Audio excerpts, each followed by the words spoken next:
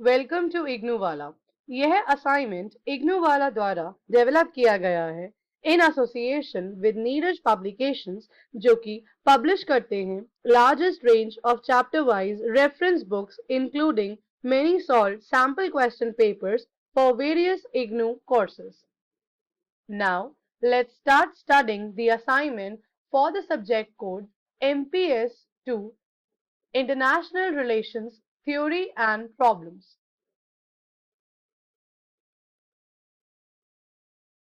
First, let us discuss the instructions. Answer 5 questions in all, selecting at least 2 questions from each section. So basically in this paper, we'll have 2 sections among which we have to select minimum 2 questions from each section. Each question is to be answered in about 500 words and each question carries 20 marks. So let's start from section 1. Explain the main assumption of liberalism. How is it different from realism? So in this particular question हमें पहले liberalism के बारे में main assumptions को explain करना है और उसका difference explain करना है कि कैसे liberalism और realism के बीच में difference lie करता है. Let's move on to the answer. Realist ने बिलीव किया कि पावर के लिए क्रेव करना एक इनहेरेंट ह्यूमन नेचर है, बट जो लिबरल्स थे, लिबरल्स का बिलीव था ह्यूमन प्रोग्रेस में, फैकल्टी ऑफ रीजन में, और स्ट्रेस करना importance of economic, technological and environmental issues पर।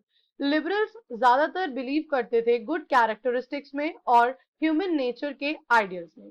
गांधी जी ने भी good aspects of human nature पर बिलीव किया। लिबरल ट्रेडिशन अकाउंट करता है good characteristics of human nature पर। लॉकी और मिल ने भी एम्फसाइज किया लिबर्टी पर।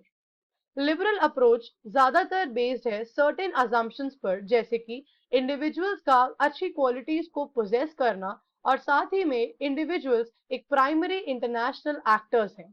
दे further assume that states interest are dynamic, state के इंटरेस्ट डायनामिक है and are both self regarding and other regarding also.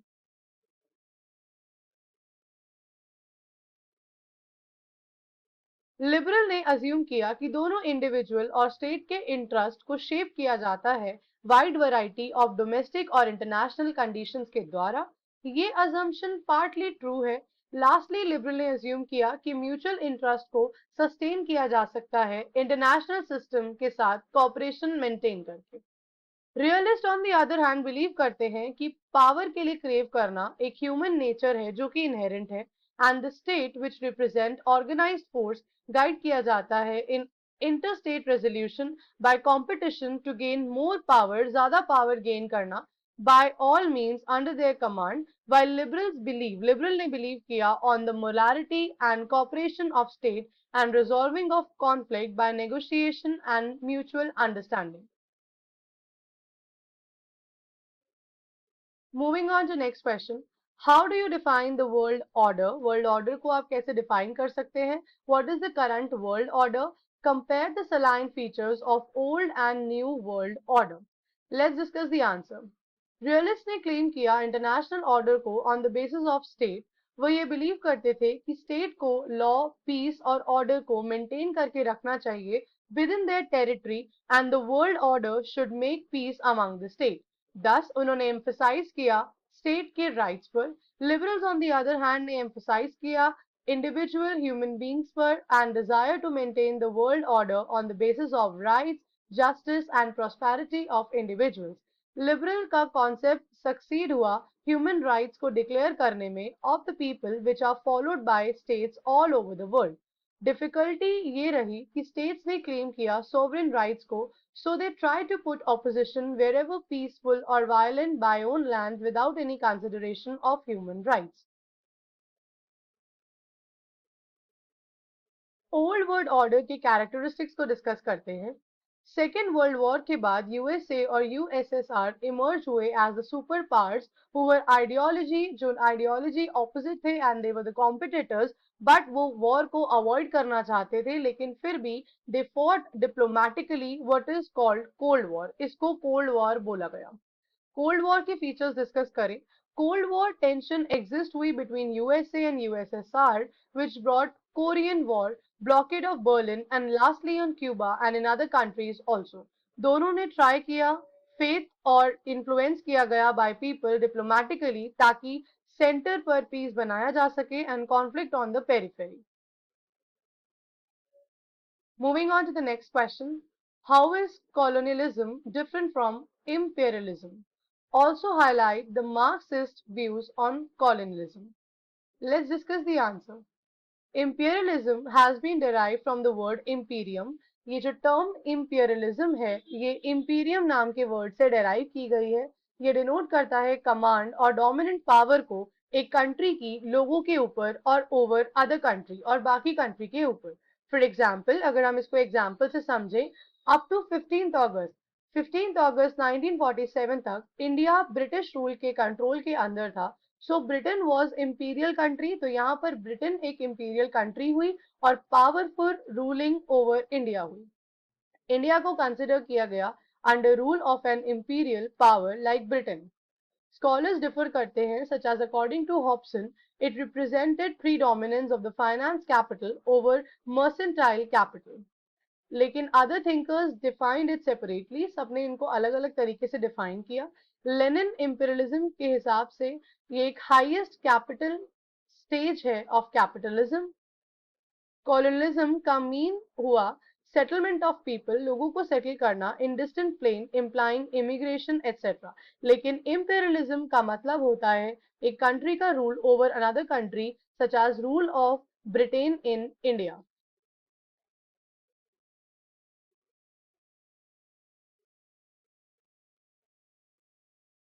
Marxist ने थिंक किया पहले जैसे कि it was direct political control of non capitalist society with the requirement of European and American industrial capitalist.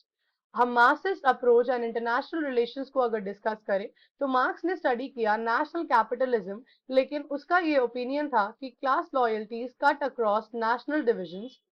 The slogan became very popular, लेकिन जो national loyalties थी they were too deep so that people remained to divide on the basis of national states जो claim करते हैं sovereign states को international relationships में in all the things.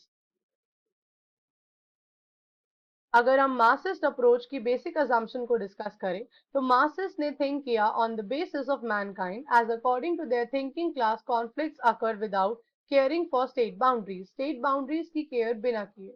According to their thinking capitalist, उनके thinking capitalist के हिसाब से and workers conflict ये वर्ल्ड वाइड है. So their slogans for workers of whole is unite. They think in totality. उनका basic जो thinking थी वो टोटैलिटी पर बेस्ड थी. मार्क्सिस्ट ने बिलीव किया मार्क्सिस्ट कंसेप्शन ऑफ थ्योरी पर. उन्होंने बिलीव किया कि ये इकोनॉमिक डेवलपमेंट ऑफ सोसाइटी है जो डिटरमाइन करती है पॉलिटिकल चेंज को. In capitalist society, there is a continuous struggle between the bourgeois and capitalist and pro-relate, that is, work and poor man, between persons and possess any property or post by means of production और जो कि poor हैं in earning their living by hard labor. Let's discuss section 2. Write a short note on each part in the following questions in about 250 words. नीचे दिए गए topics पर हमें short note के माध्यम से 250 वर्ड लिमिट में आंसर को एक्सप्लेन करना है. Let's discuss the A part which is hegemony. Let's discuss the answer. जो हेजिमोनी की थ्योरी है ये एक कॉन्सेप्ट है जो डिस्क्राइब करता है कि कैसे एक ग्रुप ऑफ पीपल गेन कर सकते हैं और मेंटेन कर सकते हैं पावर को over others through consent rather than force. बिना फोर्स के कंसेंट के थ्रू कैसे पावर को मेंटेन किया जा सकता है.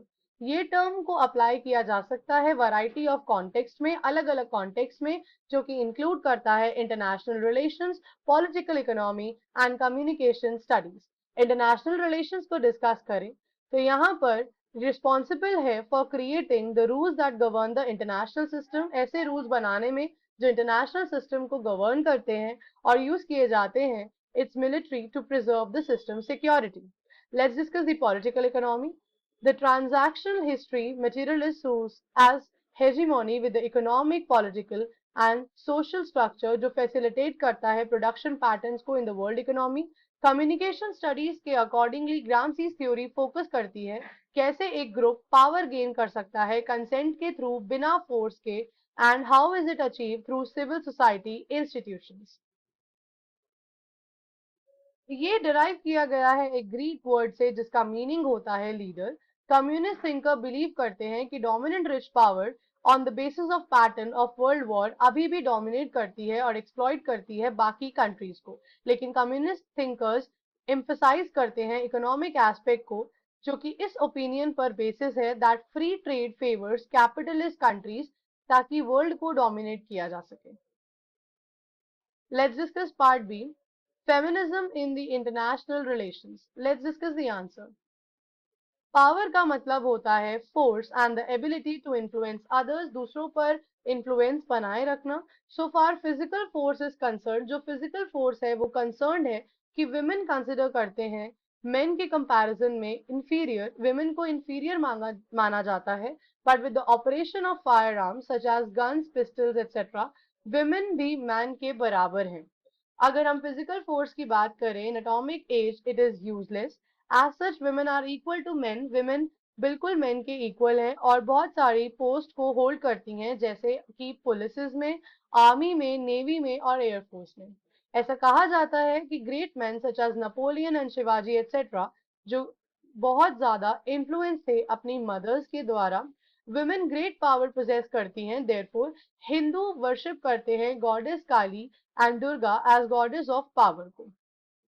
फेमिनिस्ट एनालिसिस ऑफ नेशनलिज्म को डिस्कस करें तो फेमिनिस्ट का ओपिनियन ये है कि स्टेट को एक इंस्टीट्यूशन माना गया है for control and administration of territory and the nation as institution, जो बाइंड करता है पीपल को on the basis of ethnicity and incorporate करता है जेंडर को।